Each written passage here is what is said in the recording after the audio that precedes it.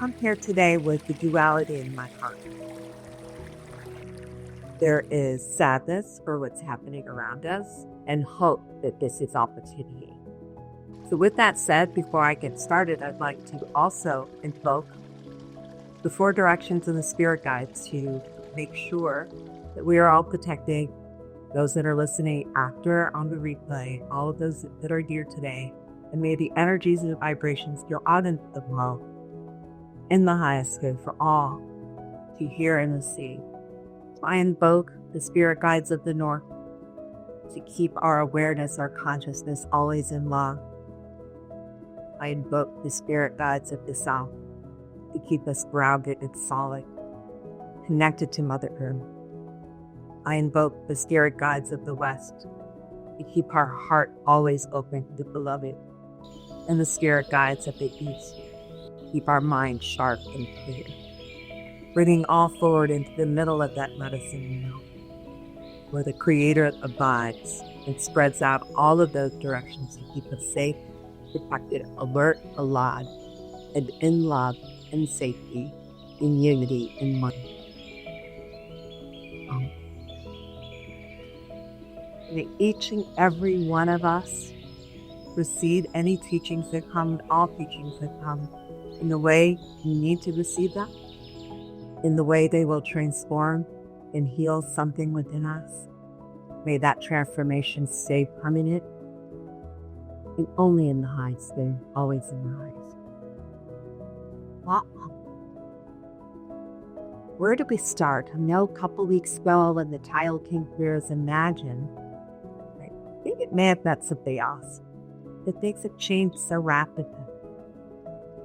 This entire time, it's COVID, which has been so unbelievable. It's been stated by the Muslims for thousands and thousands of years that there will come a time, right about now, 2020, where human consciousness will be challenged, where human consciousness will be pressured in such a way that we will choose. There will be no middle for a while. We either choose light on consciousness or we choose dark. And that choice isn't always conscious, It's karmic, it's ancestral, it's reactive. But regardless, we were all put in isolation. Mother Earth had a chance to heal. Birds were coming out in ways, new ones. All kinds of beautiful things, but at the same time, there was an incredible amount of pressure, spiritual, astrological pressure, to dig deep inside each and every one of us. Any of those things that have been embedded, buried, didn't have the opportunity to surface. And you've seen it come out in so many ways.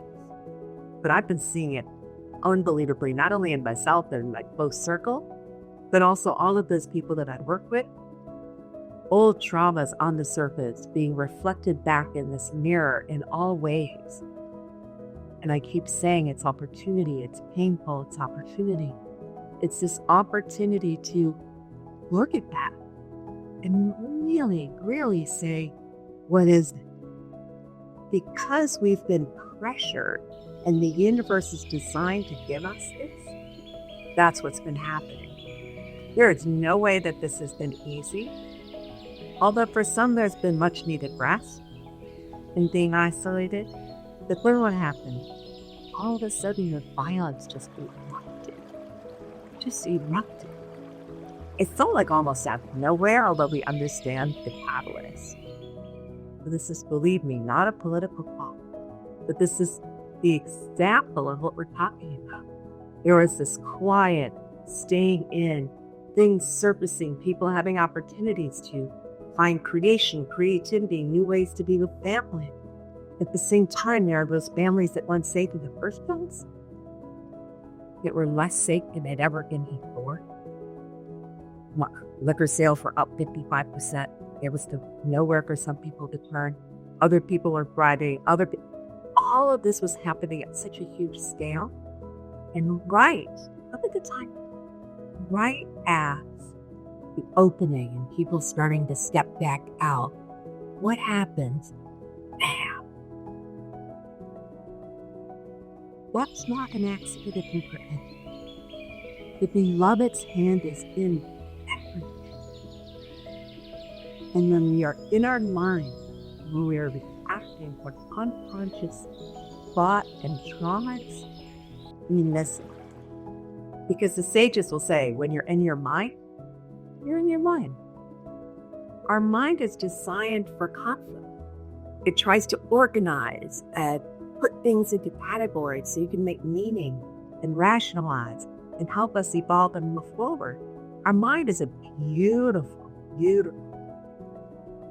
When it is off balance and heart, it will not make right choice. It cannot make right choice because it is wired for conflict. Do I want vanilla ice cream? Do I want chocolate ice cream? Just the simplest things. Ooh, but I love vanilla. It's so sweet. Oh, but think about how we can stand in an ice cream shop and go through this internal conflict because it is wired to try to manage all of this thing. But we've been in this COVID isolation, struggling with all of these things, is opportunity for our transformation, our evolution. And then as soon as we step out, the amount of violence is just breaking my heart, as it is for everyone. I saw, my second home is Manhattan. I've not been since March.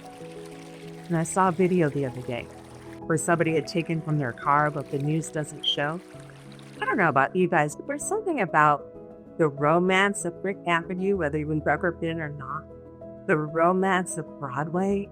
Like there's something about this country holding Broadway and holding Fifth Avenue, whether or not we can ever afford to step into Chanel or Cartier or Bergdorf's or Tiffany's. There's something about that being a part of us. It just brings something beautiful to be up. Every single one of those stores were lit. We were emptied out. We were poured it out for miles. And it's like those really bad B movies, sci-fi movies, That's what it looked like. And the violence and the killing of all that. And I have to sit back and my God, what does this mean? Because it hurts us all. And I keep hearing the same answer. Opportunity, opportunity, opportunity. We humans, we biological organisms, we don't grow unless we're challenged. We kind of like to just do what we always do. And somebody says, hey, it's been 12 years. And I'm like, wow, really? So we have to be challenged as an organism, as biology. Mother Earth, the creator, all of this has purpose. With this opportunity, and at the same time, what can we do? What can we do, those of us in a community, that we're here? Anybody that's been called to be here today, question, what can we do? There's only one answer to all those one answer. And the answer is engage the heart in one. Because the heart is where God lives. Because we are one with God. The flame of creation, whether we say God, Jesus, Buddha, Creator, Universe, Cosmos, the language doesn't matter. That only matters for our heart residence. Because all of these are doors to one place. And that place is oneness. How do you find that? What does that even mean? So I read a Sufi quote not too long ago that just keeps playing in my mind. And the quote was, God says, I am so omnipotent, omniscient, all-knowing in all ways. I am so big, I cannot fit it to the sky. I cannot fit it to the earth. I cannot fit it to the galaxy. I fit into the desires of those who love me. Isn't that just incredible? So it flashed for me when I read that, Sai Baba saying, doesn't matter the ritual, doesn't matter who you call on, keep God in your heart, and God will always. And when you start looking, because my curious mind starts looking, every single enlightened being has said that.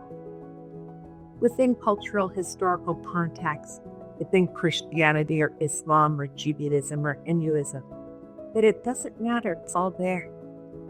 Like what does Bobby say? All paths take us to the same place. But that can only happen when we keep that framing up. So, as we take a moment to really absorb, what does it mean? What does it mean we negate the mind, although it can really make us spin? Should I do this, should I do that, oh my God, right? What we want to do is remember that when the mind is engaged with love, anything's possible. You may remember years ago the Maharishi, the father of transcendental meditation at the camp. Brilliant, because he is able to quantify statistically with research. Meditation was such a gift.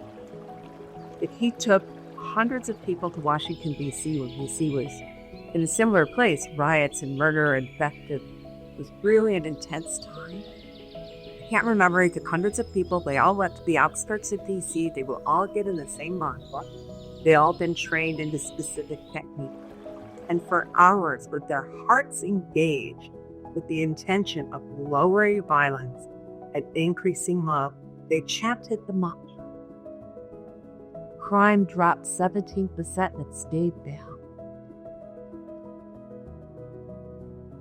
You know that an ant that's filled with the beloved in its entire being can knock over an elephant just by running on the feet?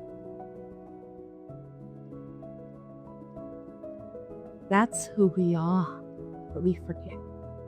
Because our mind is so well trained, and that we have wounds and traumas and patterns all locked in from our ancestry that's unfinished. So what happened? Think about this. Isolation happened. The stars and the astrology and the universe lined up to pressure our being to bring forward all of this stuff. And then it slammed us with the Bible. You see how this is putting out? What can we do? We can do what they did with transcendental meditation. We can remember that those that were being outraged at are equally loved by the divine. No one's more loved. They are all reflections of us, and we are all reflections of them. Even using the word them is a separation. Because the mind can only separate. The heart can only unite. Our job in our evolution is the union of mind. How do we do that? So let's just take a moment, if you will. Close your eyes. And think of all the things you have to do that in front of you. It shouldn't be hard. Like it's simply out that's going to do this and it's hard. Think about that. Now pay attention to the amount of energy your brain is using in all of that. Now notice how your heart had to pulse in order to go to that space. Feel that. That's mostly how we live all the time. Does that feel familiar?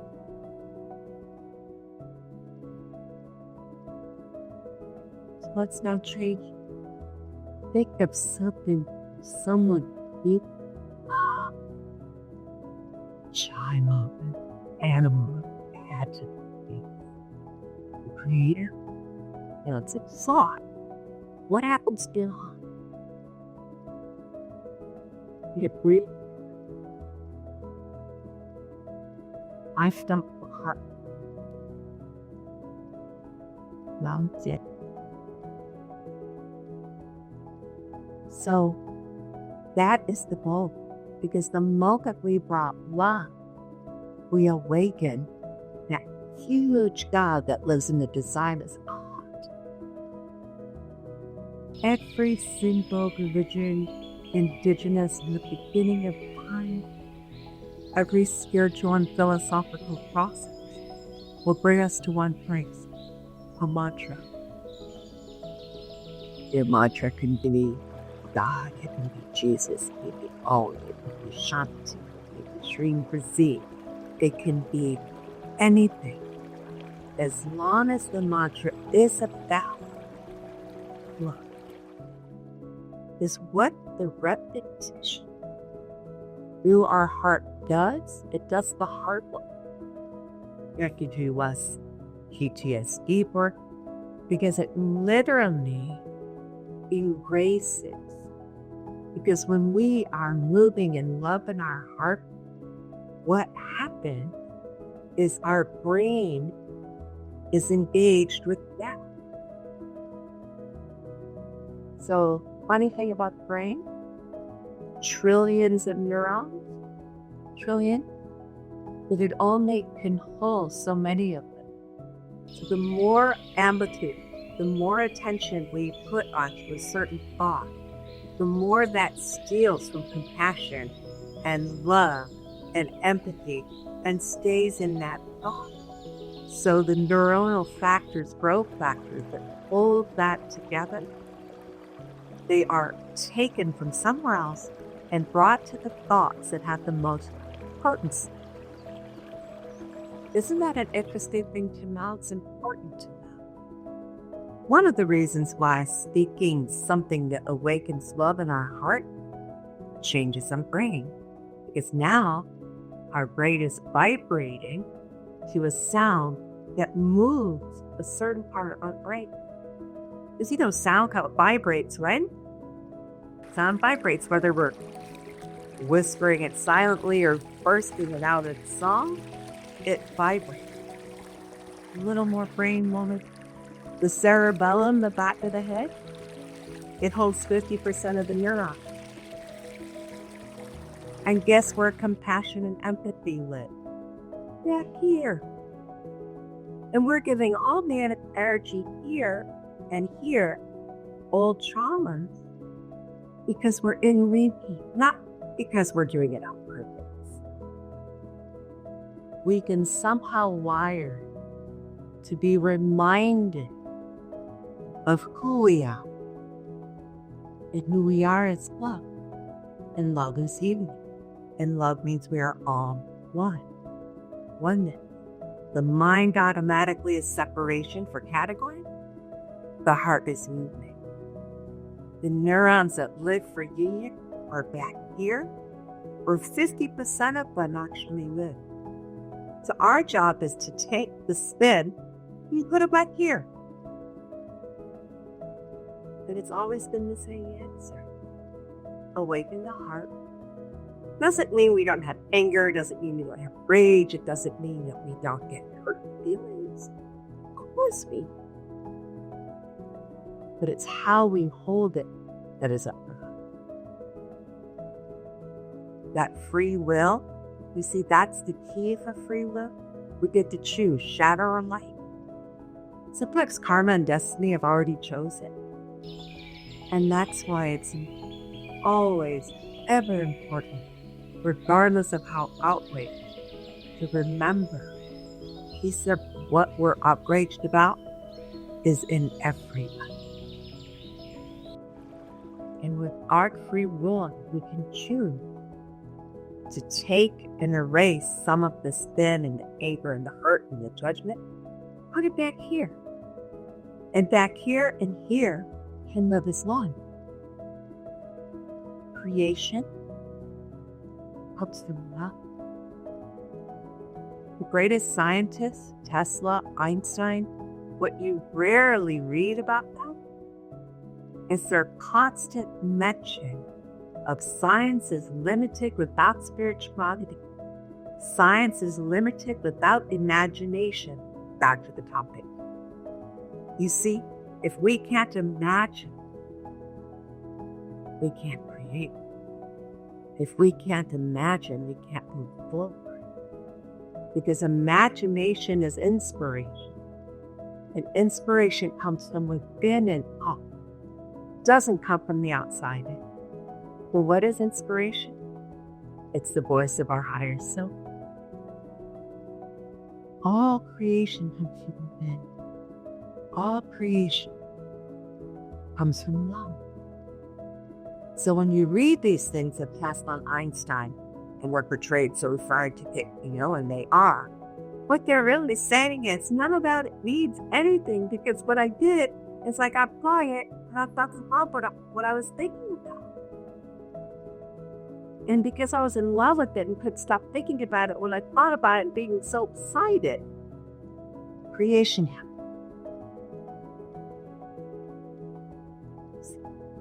That's imagination. That's inspiration.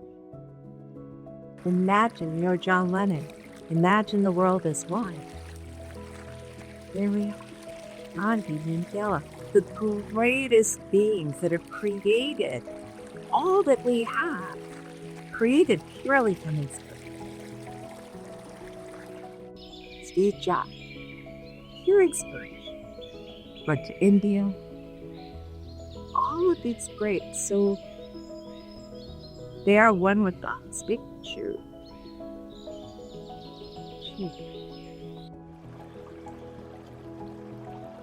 So Saraswati is saying, if we can all close our eyes for a moment, he's saying enough blah blah. So I'll close our eyes. I'm going to ask you, actually, Sorrow, keep your eyes open and watch me for a moment, and we'll all close our eyes. So those of you that remember Wayne Dyer, know that my teacher gave Wayne Dyer the Ah meditation for manifestation.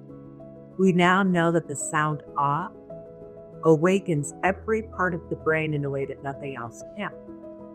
Just a quick reminder, the sound Ah is in every creation sound. God, Allah, Buddha, Musa, which is Moses, East, Jehovah. You see, all of these words have the Ah. Creation of a child comes at Ah. The exhale is an Ah. So creation of love that then goes upward and makes a difference, that goes inward and makes a difference and erases the trauma of our brain, awakens the bath of compassion and love, or raises our trauma. It can do this based on us.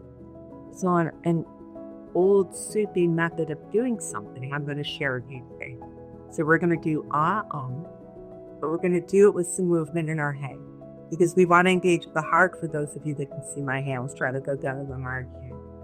So what we're going to do is close our eyes and just watch me, and we're going to go starting from the heart, which is God.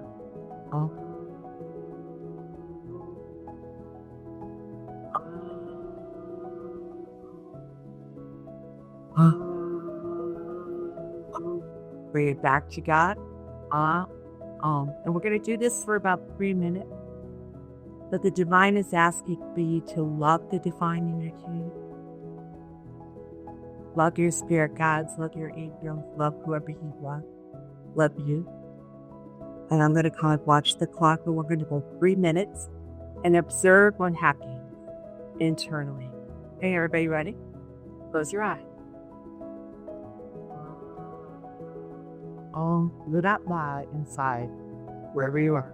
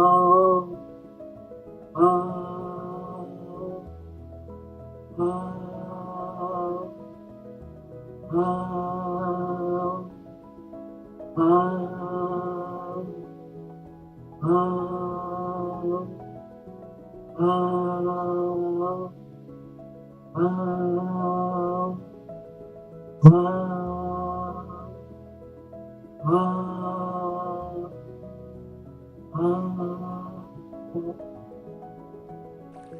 Look at your breath and just feel the vibration in your face.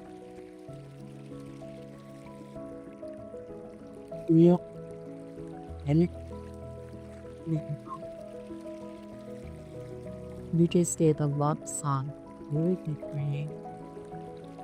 In that love song, you put dominance and common love and markings. And in that space, like the exercise from Maharishi, that will vibrate outward. Where we can know that we're outraged, know that we're hurt, know that we're saddy, and then we sing for lump.